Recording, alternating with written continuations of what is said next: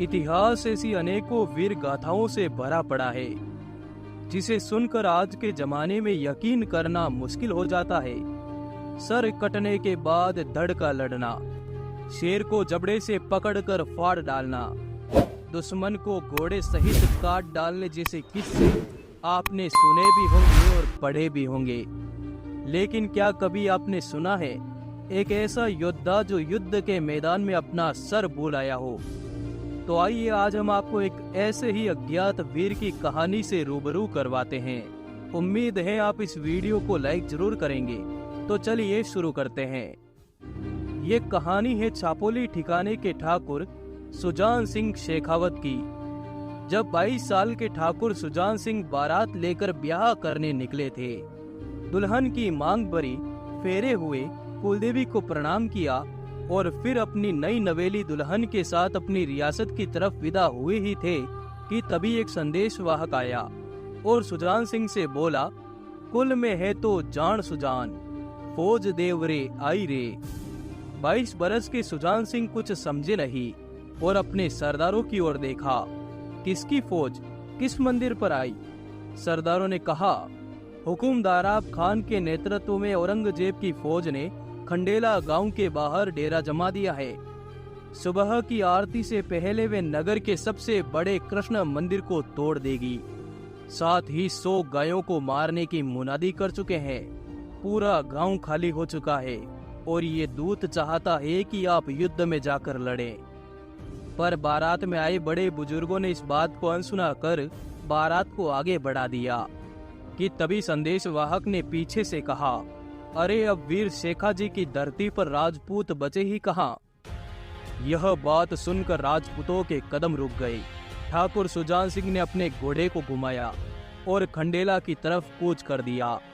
उनके पीछे पीछे तमाम राजपूत अपनी तलवारों को निकालकर युद्ध भूमि की तरफ निकल पड़े। सभी राजपूत खंडेला गांव के मोहन देव मंदिर पर जाकर रुके। द्वारकाधीश के आगे अपना सर झुकाया और सभी 50 राजपूत मंदिर को घेर कर खड़े हो गए। जल्द ही यह खबर आसपास के नगरों में आग की तरह फैल गई और 50 राजपूतों की संख्या 500 में बदल गई। सुजान सिंह ने दूर आकाश में उड़ती धूल देखी तो समझ गए कि असुरों की सेना आ पहुंची।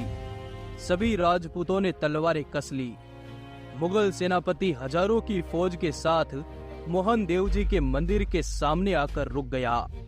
मुगल सेनापति ने ठाकुर सुजान सिंह से कहा, तेरे सामने आलमगीर के सिपह सलार की 30,000 सेना खड़ी है। हम युद्ध की राह पर नहीं हैं, हम बूतों की शिकस्ती पर हैं। यदि तुम हमें इस मंदिर का सिर्फ एक कोना तोड़ने दो तो हम आगे निकल जाएंगे। जिस पर सुजान सिंह ने कहा, कोना तोड़ना तो दूर की बात, मैं मल्लेच्छों को मंदिर को छूने तक नहीं दूंगा। जिसके तुरंत बाद दोनों सेनाएं आपस में भिड़ गई। पूरा मैदान तलवारों, भालों और ललकारों से गूंज उठा। जंग भयानक रूप धर चुकी थी। धरती रक्त से लाल हो चुकी थी। तभी मैदान में हर हर महादेव की करारी आवाज गूंजी। सभी की नजरें वहीं के वहीं थम गई, क्योंकि ठाकुर सुजान सिंह ने मुगल सेनापति दादाब खान का सर धड़ से अलग कर दिया था। यह दृश्य देख मुगल सेना में भगदड़ मच गई। इस समय तक सभी 500 राजपूत हजारों शत्रुओं को सुलाकर वीरगति पा चुके थे, पर ठाकुर सुजान सिंह की तलवार अभी भी मुगलों पर कहर बरपा रही थी। एक अकेला घुड़सवार और सैकड़ों की फौज। तभी एक मुगल सिपाही ने अपनी शमशीर से सुजान सिंह का सर काट दिया। अब जो भयानक दृश्य दिखा उसकी कल्पना किसी को न थी, क्योंकि सर कटने के बावजूद सुजान सिंह शत्रुओं से लड़ रहे थे। उनकी तलवार की रफ्तार पर कोई असर नहीं हुआ। भयभीत दुश्मन रणभूमि से भाग छूटा। दूसरी तरफ डोली में बैठी उनकी नई नवेली दुल्हन ने अपने पति के बिना छापोली ठिकाने में जाने से मना कर दिया। उसने अपनी दासियों से कहा कि मुझे भी खंडेला ले चलो, जहां मेरा पति तुर्कों की लाशें बिछा रहा है। ठकुराइन के हट के आगे पूरा खेमा खंडेला की तरफ निकल पड़ा। पर ये सभी मात्र 10 कोस आगे निकले ही थे कि तभी सामने से घुड़सवार आता हुआ दिखाई दिया। ठकुराइन ने अपना जत्था रुकवाया और अकेली घुड़सवार की तरफ दौड़ पड़ी और जोर से चीख पड़ी, ये तो हमारे ठाकुर साहब है, लेकिन ये क्या, हाथ में खून से सनी तलवार? हाँ, शायद जीत की खुशी में तलवार लहरा रहे होंगे। दासियों ने कहा, ठकुराइन ये सब छोड़ो, ये सोचो ठाकुर साहब अपना सर कहाँ छोड़ आए।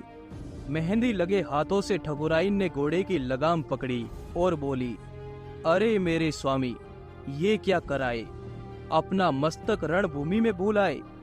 सब ये दृश्य देखकर चौंक गए। छापोली ठिकाने के ठाकुर सुजान सिंह शेखावत घोड़े पर सवार थे, लेकिन उनके धड़ के ऊपर उनका शीश नहीं था। आज भी खंडेला शहर के उत्तर में इस वीर राजपूत की छतरी बनी हुई है। पास ही में उनकी पत्नी की सती मां ठकरानी सा के नाम से छतरी है। दोस्तों, ये वीडियो आपको कैसा लगा कमेंट बॉक्स में जरूर बताइएगा। इस वीडियो को लाइक जरूर करें। आपका आभार, धन्यवाद, जुड़े रहिए।